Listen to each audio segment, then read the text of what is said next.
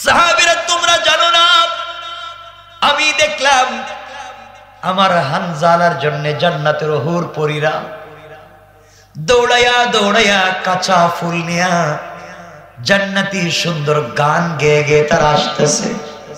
হানজালাকে নিয়ে যাওয়ার জন্য তারা যখন আসতেছে, আমি দেখলাম ওই জান্নাতি হুরেরা দৌড়াচ্ছে। যখন রিমঝিম বাতাসে তাদের শরীর থেকে কাপড়গুলা সরে যায়, হাঁটুর উপরে কাপড় উঠে যায়।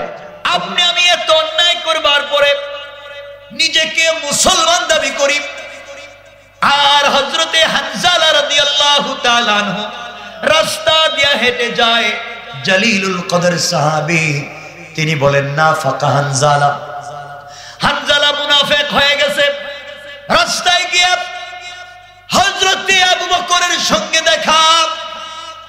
আবু বকর যখন রাস্তা দিয়ে হেঁটে যায়, হানজালা ডেকে বলছেন আবু বকর না ফাকা হানজালা, হানজালা তো মুনাফিক হয়ে গেছে।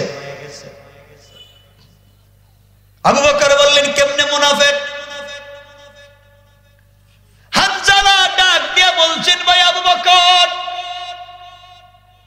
আমি যখন বিশ্ব নবীর সামনে যাই, নবীজি যখন ওয়াজ করেন জান্নাতের কথা বলেন, দুনিয়া ভুলে যাই, মনে হয় জান্নাত কাছাকাছি, মরলেই জান্নাত, আশা ছাড়তে পারি না। জাহান্নামের যখন কথা বলেন মনের ভিতরে ভয় ঢুকে যায়, জাহান্নাম তো বড় ভয়ঙ্কর। নবীজি যখন স্পিরিটের কথা বলেন তখন জিহাদ করতে মন চায়, ইসলামের জন্য কলিজা পড়ে যায়। কিন্তু আমি হানজালা যখন বাড়িতে চলে যাই, স্ত্রীর কাছে যাই, সন্তানের কাছে পৌঁছে যাই, আমার এই অবস্থা আর থাকে না। আমার মনের ভিতরে আগ্রহ থাকে না, আগ্রহটা মরে যায়। এই জন্য তো নবীজির সামনে আসলে এক অবস্থা, সন্তানদের কাছে গেলে আরেক অবস্থা। এজন্য বলছি মুনাফিক। আবু বকর বললেন আমারও তো একই অবস্থা। বিশ্ব নবীর সামনে আসলে, ইসলামের কথাগুলো শুনলে 24টা ঘন্টা ওখানে পড়ে থাকতে মন চায়, কিন্তু সন্তান স্ত্রী পুত্র বাচ্চাদের কাছে গেলে দুনিয়ার কথাগুলো মাথায় ঢুকে যায়। তাহলে তো আমিও তো মুনাফিক হয়ে গেলাম। চিন্তা করেন, তারা নবীদের ওয়াজ শুনেন, ওয়াজে আবেগ আসে, বাড়িতে চলে গেলে বাচ্চাদের ভালোবাসার কথা মনে পড়ে, স্ত্রীর মোহাব্বতের কথা মনে পড়ে। এই জিনিসটাকে তারা মুনাফিকি ধরেন। আর আমরা আজকে এখানে একটা কথা বলি, ওখানে একটা কথা বলি, ওর সঙ্গে কথা লাগাই, ওর সঙ্গে কথা লাগাই, দিনে একজনের সঙ্গে চলি, রাত্রে তার বিরুদ্ধে মুনাফিকি করে আছে না নাই? এতগুলো অন্যায় করবার পরে আমরা নিজেকে ভালো মানুষ দাবি করি। দুইজন মিলে বিশ্বনবীর সামনে হাজির হয়ে গেলেন, ডাক দিয়া বললেন ইয়া রাসূলুল্লাহ, আপনার সামনে যখন আসি তখন তো এক অবস্থা হয়, আপনার সামন থেকে চলে গেলে আরেক অবস্থা হয়ে যায়, মনের ভিতরে এত কথাগুলো থাকে না। নবীজি বললেন এটা হবেই, মানুষ হলে মানুষের মানুষ সুলভ স্বভাব থাকবে। তোমাদের অন্তরে 24টা ঘন্টা যদি শুধু জান্নাত আর জাহান্নাম থাকে, দুনিয়া যদি ভুলে যাও, বউ বাচ্চা স্ত্রী সন্তানের কথা যদি ভুলে যাও, তাহলে তো ফেরেশতারা রাস্তায় দাঁড়ায়া তোমাদের সঙ্গে মুসাফা শুরু করে দিবে। আল্লাহু আকবার। এটা করা যাবে না। পরিবারে গেলে দুনিয়ার কথা মনে পড়বে, কিন্তু তাই বলে দুনিয়া ডুবে থাকলে চলবে না। এই দুনিয়া নিয়েই দিনের পথে চলা লাগবে, ঠিক কিনা বলেন? দুনিয়া নিয়েই দিনের পথে চলা লাগবে। আজকে অনেকের টাকা পয়সা আছে, ইসলামের রাস্তা দান করতে চায় না। কথা বলেন না কেন? আছে না নাই? অনেকের টাকা পয়সা আছে, ইসলামের রাস্তা দান করতে চায় না, জীবন তো দেওয়া দূরের কথা। আর সাহাবায়ে কেরাম তো এমন ছিলেন, রাসূল পাকের নাম শুনলে তারা কলিজা পর্যন্ত দিয়ে দিতেন, ঠিক কিনা জোরে বলেন? আপনি কিসের মুসলমান? আমার বন্ধুগণ, হানজালার কথা যখন আসলে শুনেন, এই হানজালা রাদিয়াল্লাহু তাআলা আনহু নবীজির একজন পাক্কা জলিলুল কদর সাহাবী, স্ত্রীর সঙ্গে গভীর রাত্রে শুয়ে আছেন। আনন্দ করলেন, মেলামেশা করলেন। এমন সময় গভীর রাত্রে হানজালা শুনেন কে ঘোষণা করল উহুদের ময়দানে বিশ্বনবী ইন্তেকাল করেছেন। নাউজুবিল্লাহ বলেন। কাদ কুতিলা মুহাম্মদ, বিশ্ব নবীকে শহীদ করে দেওয়া হয়েছে। এই কথা যখন হানজালার কানে আসছে, স্ত্রীর সঙ্গে মেলামেশারত ছিলেন, উঠে গেলেন, তরবারি হাতে নিলেন, দৌড় দিচ্ছেন জিহাদের দিকে, দরজা খুলে দৌড়াচ্ছেন। স্ত্রী ডাক দিয়ে বলতে, স্বামীরে আপনার উপরে গোসল ফরজ, আপনি গোসল করেন, এরপরে জিহাদে দৌড়ান। হানজালা ডাক দিয়ে বলছে, প্রাণের স্ত্রী জামেলা, শোনো, গোসল কার জন্য করব, জীবনে কার জন্য বেঁচে থাকবো রে? যে বিশ্ব নবী ইন্তেকাল করেছেন, সংবাদ এসেছে, আমার গোসল করার, বাড়িতে সময় দেওয়ার টাইম নাই, এই মুহূর্তে নবীজির আগে আমি তো শহীদ হয়ে যাওয়ার কথা। আল্লাহু আকবার। তারা বিশ্ব নবীকে কেমন ভালোবাসেন। আর জিহাদের ময়দানে 7 জন মুজাহিদ মুসলিম, কারো হাত নাই, কারো পা নাই, কারো গলা কাটা, কারো ভর বের হয়ে গেছে, কারো কলিজা বের হয়ে গেছে, এইভাবে রাস্তায় পড়ে আছেন। একজন পানি এক গ্লাস নিয়ে যাচ্ছে, সবাই বলতেছেন পানি, ইন্তেকাল করব এখন, এক গ্লাস পানি দাও।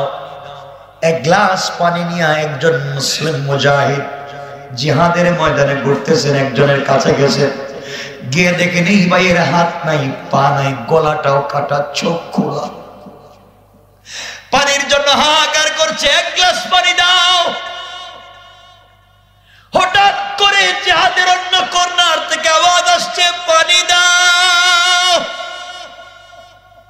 এই সাহাবী ডাক দিয়া বলছেন গুনগুন আওয়াজ করে, বাইরে আমার হাত নাই, পা নাই, আমার চোখও নাই, কলিজা বের হয়ে যায় পানির জন্যে। কিন্তু আরেকজন ভাই বলেছে পানি ওর মনে হয় বেশি প্রয়োজন, তার কাছে নিয়ে যাও। জিহাদের ময়দানে মুসলমানদের মধ্যে কেমন সম্পর্ক ছিল, আজকে বাস্তব লাইফে আমাদেরই সম্পর্ক নয়।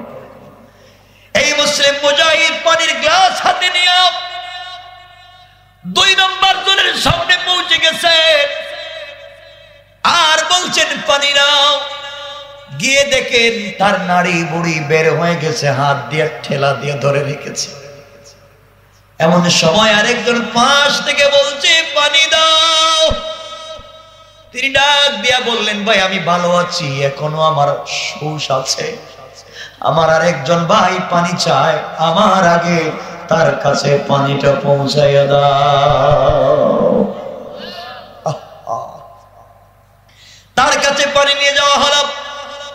পানি পান করাতে গেলে গ্লাস হাতে নিয়ে আর একজন চিৎকার করে বলছে, মরে যায়, কলিজাটা ফেটে যায়, পানি দাও। হাতের গ্লাস দিয়ে বলছেন, ভাই মনে হয় আমার চাইতে আরো কারো পানির প্রয়োজন, বেশি নিয়ে যাও। এইভাবে 7 জন মুসলিম মুজাহিদের কাছে এক গ্লাস পানি নিয়ে গেলেন। সবাই বলছেন অমুকের কাছে নিয়ে যাও। 7 নম্বর জনের কাছে গেলেন, তিনি বললেন যাও তো, অন্য জনের পানির দরকার। এই মুজাহিদ আবার ঘুরে ঘুরে 7 জনের কাছে আসলেন, এসে দেখেন 7 জন মুসলমান শহীদ হয়ে গিয়েছেন, কিন্তু কেউ পানি পান করে না। তাদের জিন্দেগিটা কেমন ছিল, ইসলামের জন্য কেমন ভরপুর তাদের কলিজাটা ছিল। ও ভাই, আজ তুমি জমি দখল করো, পাবলিককে ঠকাও, ইতিমের মাল আত্মসাৎ করো, তুমি তোমার ইতিম বাতিজারে ঠকাও, তুমি তোমার মেয়েকে ঠকাও, তুমি তোমার ভাইকে ঠকাও, তুমি তোমার আত্মীয় স্বজনকে ঠকাচ্ছ, পাবলিকের জমি তোমার নামে রেজিস্ট্রি করে নিয়েছো, মানুষকে কষ্ট দিচ্ছ, একজনের জমি আরেকজনের নামে লিখে দিচ্ছ, কারো রাস্তা বন্ধ করে দিচ্ছ, তোমার জমি ছিল ছোট, আইল ঠেলাইয়া ঠেলাইয়া বড় করেছো। এতগুলা অন্যায় করতেছো, মনে রাখবা রাত্রবেলা আরেকজনের ফসল থেকে ফসল কেটে এনেছো, আরেকজনের ধান কেটে তুমি তোমার গরুরে খাওয়াইছো, আরেকজনের জমি থেকে তার ঘাস তুমি তার অনুমতি ছাড়া তোমার গরু তোমার ছাগল সবকিছুকে খাওয়াইছো। আরেকজনের গাছে আপেল এসছে, বেদানা এসছে, পেয়ারা এসছে, আম ধরছে, কাঁঠাল ধরছে, গভীর রাতে তুমি চুরি করে নিয়ে আসছো। মনে রাখবা তুমি কাবা ঘরের ইমাম হয়ে যেতে পারো, কিন্তু পাবলিকের হক না দিয়ে জান্নাতে যাওয়া যাবে না। ঠিক কিনা বলে? মনে রাখবেন আল্লাহ তার হক মাফ করে দিতে পারে, কিন্তু আপনি যদি কোন পাবলিকের সরিষার দানা পরিমাণ কোন হক নষ্ট করেন, সরিষার দানা পরিমাণ তোমার কাছে কেউ যদি পাওনা থাকে, আর কিয়ামতের দিন এই লোকটা মাফ না করে আল্লাহ তোমাকে মাফ করে দিবেন না। এই জন্য পাবলিকের সঙ্গে তোমার লেনদেন মিটাও। আজ মানুষের পায়ে ঋণ দেও না, ঋণদার তোমার বাড়িতে গেলে অকথ্য ভাষায় গালাগালি করো। তুমি তোমার বোন যেমন বাবা বাংলাদেশে আছেন, আপনাদের এই কাশিয়ানী এলাকায় আছেন, যেই বাবা তার সম্পত্তি ছেলেদেরকে দেয় কিন্তু তার মেয়েকে দেয় না, আছে না নাই? মরবেন তো জাহান্নামের নিচে যাবেন, নিচে নিচে সাকারে যাবেন, সাকার। সন্তানকে দেন, ছেলেকে দেন, মেয়েকে সম্পত্তি দিচ্ছেন না, আছে না এমন? বহুত। আপনার নামাজ পড়ে লাভ নাই, নামাজ পড়ে লাভ নাই, জান্নাতে তো যাইতে পারবেন এটা পরিষ্কার, কারণ আপনি আপনার মেয়েকে ঠকাইছেন, জান্নাতে যেতে পারবেন না। আমার কথা কষ্ট পাচ্ছেন আপনারা? তাফসীর তো এই জন্যই হয় আপনারা কিছু জানার জন্য। মেয়েকে ঠকাচ্ছেন, জান্নাতে যাবেন না। অনেক এখানে আছেন স্ত্রীর মহরণা দেন নাই, আছেন না? মরার কোন চিন্তা আছে? কিছু কয় না দিকে। স্ত্রীর মহরণা দিয়া যদি মরেন, বইলা দিলাম একবার নিকৃষ্ট জাহান্নামে যাবেন, নিকৃষ্ট জাহান্নামে। স্ত্রীর মহরণা দিয়ে যাইয়েন। লেখাইছেন তো বিয়ের সময় 21,29,901 টাকা, বিয়ের সময় দিছে 1 টাকা। কথা কন না কেন? 1 টাকাও দেয় নাই, 1 টাকাও দেয় নাই। মাফ করে দিছে বউ, মাফ করছে না, আজকে তালাক দিয়া দেখো কাল কি টাকা দেওয়া লাগবে। কথা বলেন না কেন? মাফতে দেওয়া লাগে কেন? মাফতে দেওয়া লাগে কেন? এই জন্য স্ত্রীর মহরণা দিয়ে যাইয়েন। বললাম যে এমন কথা না, মনে রাখবেন স্ত্রীর মহরণা দিয়া কবরে যাইয়েন। যে স্ত্রী তোমার শরীর থেকে ঘাম মুছে দেয়, তোমাকে মুখে উঠাইয়া খাওয়ায়, তোমার শরীরে একটা মশা বসতে দেয় না, তোমাকে এত ভালোবাসে, কিন্তু কিয়ামতের দিন তোমাকে চিনবে না। কথা বলেন না কেন? চিনবে না, চিনবে না। এই জন্য আল্লাহকে ওয়াস্তে স্ত্রীর মহরণা দিবেন তো? কথা কয় না কেন? আওয়াজে মনে হইতেছে দোয়ার নিয়ত নাই। আরে নিয়ত করেন, দিয়া মরেন তো কবরে যাইবেন কেমনে? কবরে যাইবেন কেমনে? তো পাবলিকের হক, বউর হক তাকে দেন। মাসে মাসে 100-200 করে এলো দিয়ে শেষ করেন, মইরা গেলে খবর আছে কিন্তু। কথা বুঝেন নাই? মাসে মাসে দেন, বছরে বছরে দেন। প্রত্যেক বছর 2টা কাপড় দিতেন, 3টা দেন, 2টা জুতা দিতেন, 3টা দেন, দিয়া বলেন একটা তোমার মোহর থেকে কাটায় নিলাম। 500-500 করে কিস্তির মতো করে দেন। যেভাবেই হোক স্ত্রীর মোহর আপনাকে দেওয়া লাগবে। কথা বলেন না কেন? কি ভদ্র মানুষ, কি ভদ্র মানুষ। বইলা দিলাম, মনে রাখবেন স্ত্রীর সম্পত্তিটা তাকে পৌঁছে দিতে হবে। সে যদি নেওয়ার পরে বিজনেস করতে পারে, তার বাচ্চাদেরকে দিয়ে দিতে পারে, তোমাকেও তো ফেরত দিতে পারে, পারে না? কিন্তু স্ত্রীকে যে দিয়েছেন ডকুমেন্টস লাগবে, ডকুমেন্টস, লিখিত ডকুমেন্টস রাখবেন। স্ত্রীকে দিয়েছেন, দুনিয়ায় বেঁচে যাবেন, আখিরাতে বেঁচে যাবেন। চেষ্টা করবেন তো ইনশাআল্লাহ? সবাই আওয়াজ করে বলেন ইনশাআল্লাহ। সবাই বলেন না, একটু হাত উঠাইয়া বলেন। আল্লাহ যেন কবুল করে, আমিন। সবাই দেন না? ভাই একটা কথা বইলা দিলাম, মরলে খবর আছে। এরপরে যুবক শোনো, যারা বিয়ে করো না একটু হাত উঠাও। বিয়ে করো নাই, ওই আল্লাহ সব দিকে বিয়ে করে ফেলাইছে। বিয়ে করো নাই, হাত উঠাও। মাশাআল্লাহ, অনেকে হাত উঠাইছে। হাত নামাও। বিয়ে করার নিয়ত আছে? নাই মনে হয়। আছে? তো বিয়ে করতে গেলে যৌতুক নিবা? যৌতুক যদি যুবকেরা শুনো, যৌতুক খাওয়ার চাইতে টয়লেটে গিয়ে 2-4 ঘন্টা খায়া চলে এসো। এরপরও যৌতুক নিও না। তোমার লজ্জা হয় না? তুমি পুরুষ, যৌতুক নিও না। বেচারা মেয়ে জন্ম দিছে দেখে কি ঠেকছে? আমার ছেলের মাস্টার্স ইঞ্জিনিয়ার বানাইছি, 20 লাখ খরচ, আপনি 30 লাখ দেওয়া লাগবে। কথা কোন ঠিক কিনা? মানে জমি দেওয়া লাগবে। কি একটা শয়তানি। এই জন্য যৌতুক নেওয়া যাবে। যারা মেয়ের বাবা, আপনারা যৌতুক দিবেন না।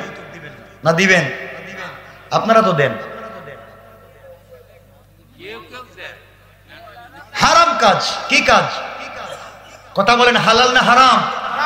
সবাই বলেন হালাল না হারাম? যৌতুক নেওয়া যাবে? যৌতুক দেওয়া যাবে? ইনশাল্লাহ আজকের থেকে আপনারা আন্দোলন করবেন, এই এলাকায় যৌতুক নেওয়াও যাবে না, দেওয়াও যাবে না। আপনাদের এলাকায় বাল্য বিয়ে আছে? আসেনি? বাল্য বিয়ে তো একবার আইন করে আপনারা আটকায় দিচ্ছেন। বাল্য বিয়ে করা যাবে না। আজকের থেকে আন্দোলন করবেন, বাল্য প্রেম করা যাবে না। কথা বলেন না কেন? বাল্য বিয়ে আটকায়া দিছ, বিয়ে করতেছে বৈধ, মেলামেশা বৈধ, এটা আটকায়া দিছ। আর গার্লফ্রেন্ড বয়ফ্রেন্ড নাম দিয়া গাছের চিপায় ছাপায় যে বৈশা আছে, এটা যারা বন্ধ করতে পারে নাই, এরা জাতির শত্রু, মানবতার শত্রু। ঠিক কিনা? আমার মেয়ে এটা বুঝে না হুজুর, বিয়ে দিতে পারেন না। আপনার মেয়ে বুঝে না, বয়স হয়েছে 21, ছোট রয়েছে, তো প্রেম কইরা ছাড়ছে 21টা। কথা কন না কেন? শুধু লজ্জা হওয়া দরকার। তোমার মেয়ের অবৈধ সম্পর্ককে তুমি সাপোর্ট করো, বিয়ের বেলায় সাপোর্ট করো না, জাহান্নামে যাওয়া লাগবে। তোমার মেয়ে যদি বিয়ের আগে কারোর সাথে মেলামেশা করে, তুমি জাহান্নামে যাইবা, বাপ হিসাবে জাহান্নামে যাইবা। কারণ একজন মহিলা যদি মেয়ে জাহান্নামে যায়, বাবাকে নিয়ে যাবে, ভাইকে নিয়ে যাবে, স্বামীকে নিয়ে যাবে, সন্তানকে নিয়ে যাবে। কথা বুঝছেন? একজন মহিলা যদি জাহান্নামে যায়, বাবাকে নিবে, ভাইকে নিবে, স্বামীকে নিবে, সন্তানকে নিবে। কেন তুমি তাকে দিনটা বুঝাইয়া দাও না? তো সহজ জান্নাত, এত সহজ। কথাগুলো কেমন বুঝতেছেন? এই জন্য মেয়েদেরকে পর্দায় রাখবেন। আপনার মেয়ে কোথায় যায় খবর রাখবেন। আপনার ছেলে কার সাথে মেলামেশা করে খবর রাখবেন। আপনার ছেলেকে কলেজে ইউনিভার্সিটিতে পড়াচ্ছেন, মেয়ে কলেজ ইউনিভার্সিটিতে পড়তেছে, কোচিং এর নাম করে কোথায় যায় খবর নিবেন। কথা বলেন না কেন? না পারবেন না? পারবেন। আমার মুসলমান বন্ধুগণ, গভীর মনোযোগ বলতেছিলাম, এই হানজালা জিহাদের ময়দানে দৌড়ায়। জিহাদ করতে করতে উহুদের ময়দানে শহীদ হয়ে গিয়েছে। আমার বন্ধুগণ, শহীদ হয়ে যাওয়ার পরে বিশ্বনবী তো জানেন না, নবীজি বসে আছেন হযরতে জামিলা। হযরতে হানজালার স্ত্রী দৌড়ায় বিশ্বনবীর সামনে হাজির, সালাম দিয়ে বললেন, ইয়া রাসূলুল্লাহ, আল্লাহর পয়গম্বর, আমাকে আপনি চিনবেন না, আমি জামেলা, আপনার প্রিয় সাহাবী হযরতে হানজালার স্ত্রী। তুমি কেন এখানে এসেছো? আল্লাহর পয়গম্বর গতকালকে রাত্রে হানজালা দৌড়াইয়া জিহাদের ময়দানে চলে এসেছে, সকাল বেলা চলে এসেছে। রাত্র মেলামেশা করেছিলাম, হানজালা না জানি শহীদ হয়ে গেছে। শহীদ যদি হয়ে যায়, বেঁচে যদি থাকে, অবশ্যই তো তাকে গোসল করাতে হবে। আর যদি শহীদ হয়ে যায়, আমি জানি আপনি শহীদদেরকে গোসল করান না, ওই কাপড়েই তাকে দাফন করে দেন। কিয়ামতের দিনে যেন রক্ত মাখা জামা নিয়ে দাঁড়ায়া যায়। আমার স্বামী হানজালা নাপাক, তার উপরে গোসল ফরজ হয়ে আছে, অবশ্যই তাকে গোসল দিবেন। বিশ্ব নবী বললেন, সাহাবীরা আমার হানজালাকে খোঁজো, উহুদের মাটি খুঁজতে লাগলেন। জীবিত মানুষের মধ্যে হানজালা নাই। নবীজি বললেন যারা শহীদ হয়েছেন তাদের মধ্যে খুঁজো, শহীদদের মধ্যেও হানজালা নাই। এবার নবীজি আশ্চর্য হয়ে গেলেন, কি ব্যাপার, হানজালা কোথায় গেল? হানজালা কোথায়? আল্লাহ জিবরিল আমিনকে পাঠিয়ে দিলেন, চার জিবরাইল আমার বন্ধুকে জানাইয়া দে হানজালাকে খুঁজতেছে, হানজালার গোসল ফরজ।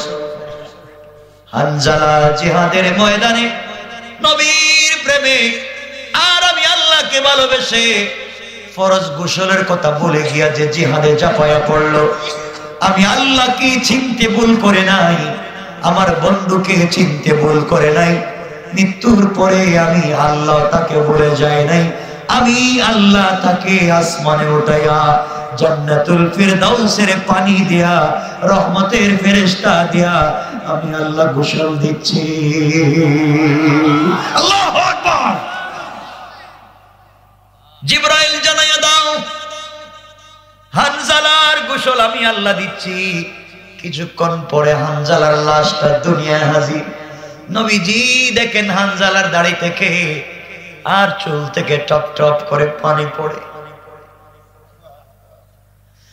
আমার বন্ধুগণ, যার উপরে ছিল গাসরুল মালাইকা, পৃথিবীতে একজন সাহাবী যাকে ফেরেশতারা গোসল করিয়েছেন। আমার বন্ধুগণ, বিশ্ব নবী সাল্লাল্লাহু আলাইহি ওয়াসাল্লাম মদফুন করলেন, কবরে শোয়া দিলেন। বিশ্ব নবী হানজালার লাশটাকে যখন নিয়ে যাওয়া হচ্ছে, আমার নবীজি কাঁদলেন, কিছুক্ষণ পরে হাসলেন, কিছুক্ষণ পরে লজ্জা বনত হয়ে মাথা নোয়া পিছন দিকে তাকায় আস্তে আস্তে করে হাঁটেন।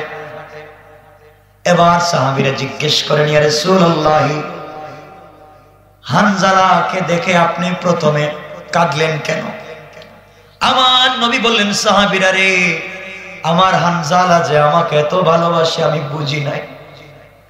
ঘরের ভিতরে সুন্দর স্ত্রী রেখে, ফুল সজ্জার রাত রেখে, মেলামেশা করে গোসলের কথা ভুলে গিয়ে যে যুবকটা আমার জন্য, ইসলামের জন্য জীবন দিল, তার জন্য আমার কলিজার থেকে টুকরায় কান্না আসে। এই জন্য আমি কাঁদলাম। ইয়া রাসূলুল্লাহ, আপনি হাসলেন কেন? এই জন্য আমি হেসেছি, আমার হানজালা ইন্তেকাল করেছে আর আমি দেখি লক্ষ লক্ষ রহমতের ফেরেশতা হানজালাকে ঘিরে রেখেছে। আপনি মুখটা ফিরে নিলেন কেন? সাহাবীরা, তোমরা জানো না, আমি দেখলাম আমার হানজালার জন্য জান্নাতের হুর পরীরা দৌড়াইয়া দৌড়াইয়া কাঁচা ফুল নিয়া জান্নাতি সুন্দর গান গেয়ে গেয়ে তারা আসতেছে।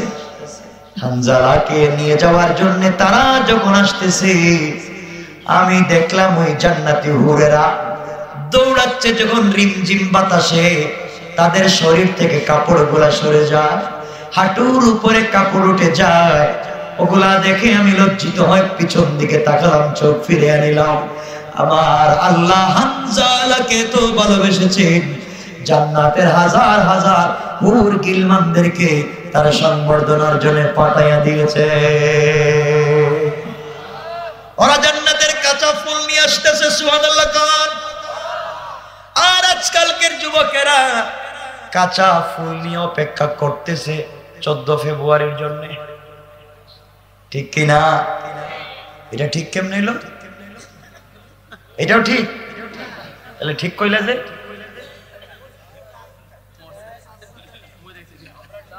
14 ফেব্রুয়ারি আসতেছে না, বিশ্ব ভালোবাসা দিবস আসতেছে না 14 ফেব্রুয়ারি। এই যে আজকে কয় তারিখ? 11 চলে আসছে, এই তো 15টা হয়ে গেছে না। 14 ফেব্রুয়ারি বিশ্ব বেহায়া দিবস, বিশ্ব শয়তানি দিবস। কথা বলা ঠিক কিনা? এই দিনে আমাদের বোনেরা, হাজার হাজার বোনেরা স্বেচ্ছায় দর্শিতা হয়ে যায়। ঠিক কিনা? যেরকম এই দিবসগুলোর সাথে মুসলমানদের কোন সম্পর্ক, কোন সম্পর্ক নয়। আপনি আপনার মেয়েকে কন্ট্রোল করবেন।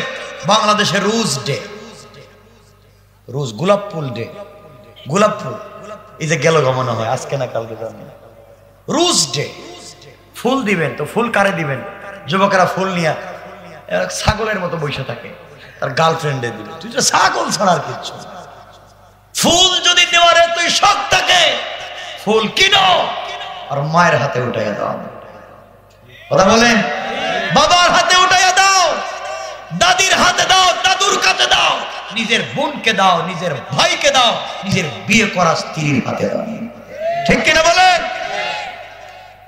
তো ভ্যালেন্টাইন্স ডেতে তো ভালোবাসার দরকার হয় আমাদের একদিনের ভালোবাসা নাই আমাদের বৎসরের পুরো দিনগুলোই ভালোবাসা কথা বলেন না কেন যাদের জিন্দেগিতে ভালোবাসা নাই আর এই ভ্যালেন্টাইন্স ডে নামে যুবক আর যুবতীরা অবৈধ প্রেমে মত্ত হয়ে যায় কথা বলেন ঠিক কিনা এগুলো বাংলাদেশে চলতে দেওয়া যাবে প্রপোজ ডে প্রপোজ করে বাপ রে বাপ শয়তানি ভ্যালেন্টাইন্স ডে এরপরে ক্রিস ডে শয়তানি ডে চিন্তা ডে কুত্তা ডে ডের অভাব নাই চিন্তা ডে আছে মানে কি চিন্তা করে হেঁটেই জানে না যে গেলেন আজকে কি দিবস কয় চিন্তা দিবস কয় কি চিন্তা করছেন কয় হেটা তো জানি না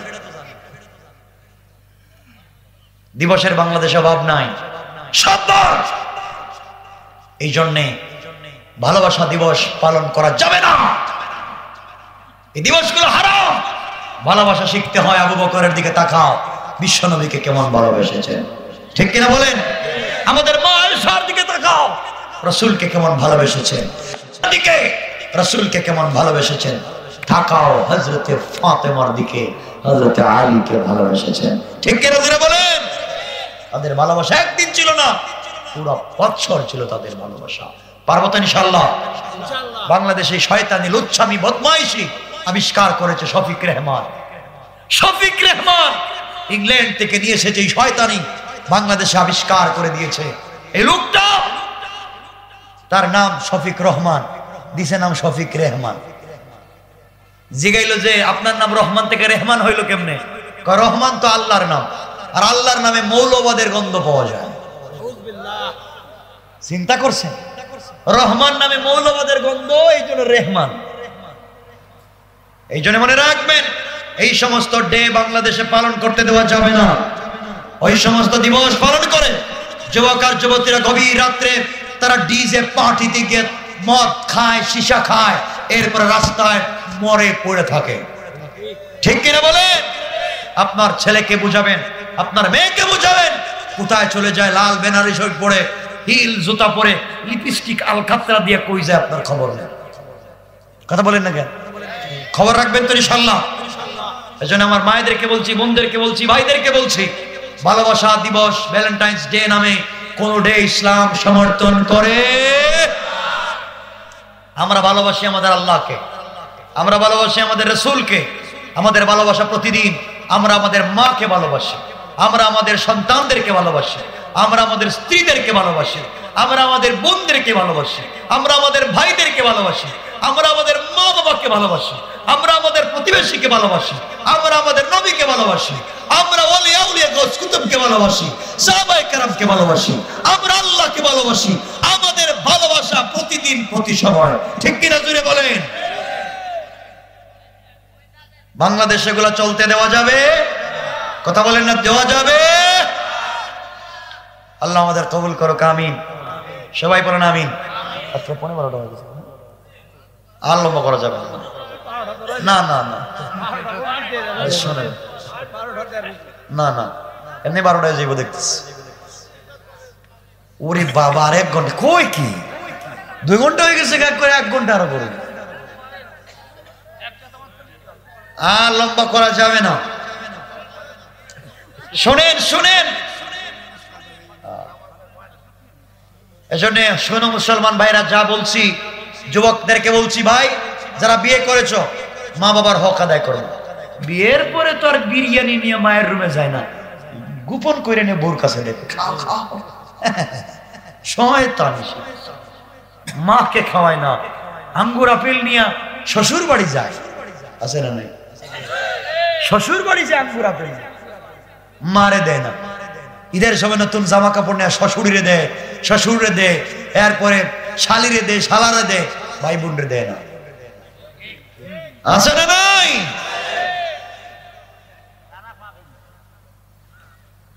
মা বাপকে দেয় না, তারা পাবে আগে মা বাপকে দাও, হক মা বাপকে দাও, তাদেরকে দাও। ওর থাকলে অন্যকে দিবা, না থাকলে নাই। মাকে দাও, বাবাকে দাও, নিজের সন্তানকে দাও, নিজের স্ত্রীকে দাও, নিজের ভাই বোনকে দাও।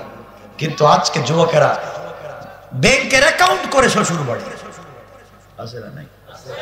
বউর নামে বিদেশ থেকে টাকা পাঠায়, বউর নামে খাওয়ার বিশ্বাস করতে পারে না। তোমার কপালে ঠাডা ঠাডা। পারবা তো ইনশাআল্লাহ বাঁচতে?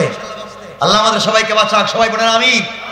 5 ওয়াক্ত নামাজ পড়বেন, সবাই বলেন, সবাই বলেন। হালাল খাবেন, হারাম খাওয়া যাবে না, হারাম খাওয়া যাবে। 5 ওয়াক্ত নামাজ পড়বেন, হালাল খাবেন। আল্লাহ বলছেন হালাল খাও, নামাজ পড়ো, আর মরো আমার হাতে, জান্নাতে যাইবা জান্নাত। আল্লাহ আমাদের সবাইকে কবুল করুন। আমার জন্য দোয়া চাই বসেন, আপনাদের জন্য দিল থেকে দোয়া থাকলো।